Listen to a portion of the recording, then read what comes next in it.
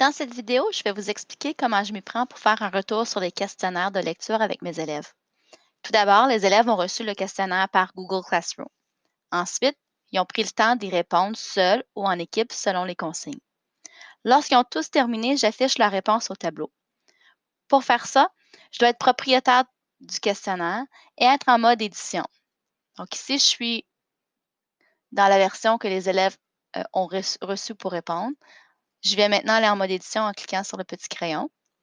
Ce qui m'apporte à deux onglets, questions, donc c'est ici que j'écris mes questions, et réponses, là où je vais retrouver ce que les élèves ont écrit.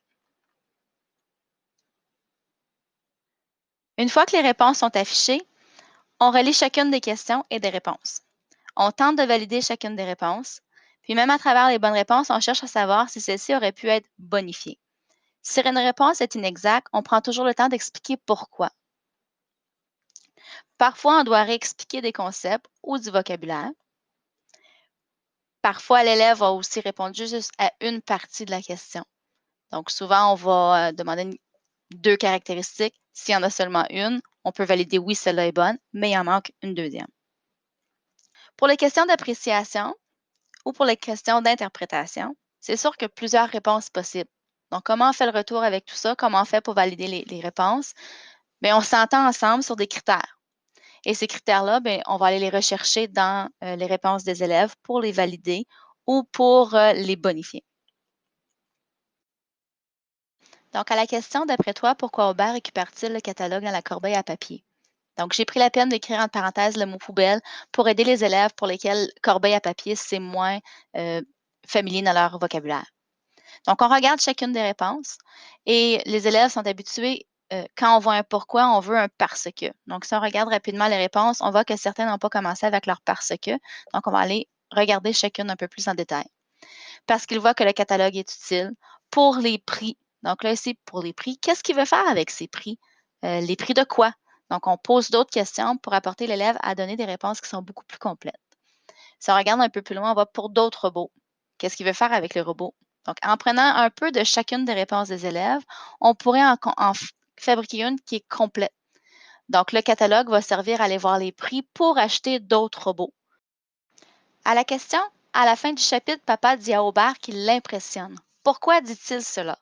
Donc, le but ici était de voir est-ce que les élèves comprenaient ce que le mot impressionne veut dire et d'aller chercher les indices dans le texte qui nous prouvent pourquoi papa a été impressionné. Donc, encore une fois, on relit chacune des réponses. On voit que la plupart des élèves ont commencé avec le parce que pour répondre au pourquoi. Et là, on voit rapidement, juste d'un coup d'œil, que certaines réponses sont beaucoup plus courtes. On va des fois commencer par celle-là. Donc, il a fait ses devoirs et à cause que Aubert. Donc, dans un, on peut revenir sur la façon que c'est écrit.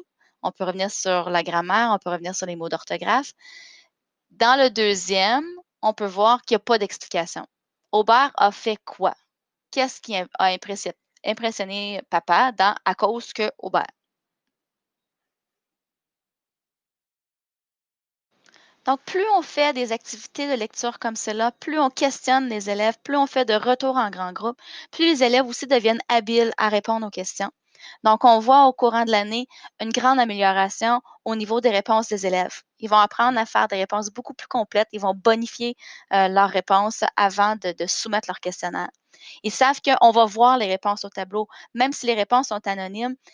La réponse va être affichée, puis ils veulent en être fiers. Ils vont être capables de dire c'est moi qui l'ai fait, cette réponse-là, c'est moi qui avais la réponse la plus complète. Donc, de faire ce retour-là en grand groupe, c'est vraiment un avantage dans la compréhension de lecture. L'activité me permet aussi de mieux cibler les élèves qui sont en difficulté puis d'avoir un bon portrait du groupe. Je vous encourage donc à faire de la rétroaction avec vos élèves de cette façon-là. Donc, après une lecture, un petit questionnaire Google et ensuite afficher les réponses au tableau. À partir des réponses des élèves, de faire un retour sur les questions, réponses, de regarder ce qui est bon, ce qui pourrait être amélioré, ce qu'on pourrait bonifier et toujours expliquer les réponses qui ne sont pas bonnes, pourquoi elles ne sont pas acceptées, qu'est-ce qu'on aurait dû faire à la place.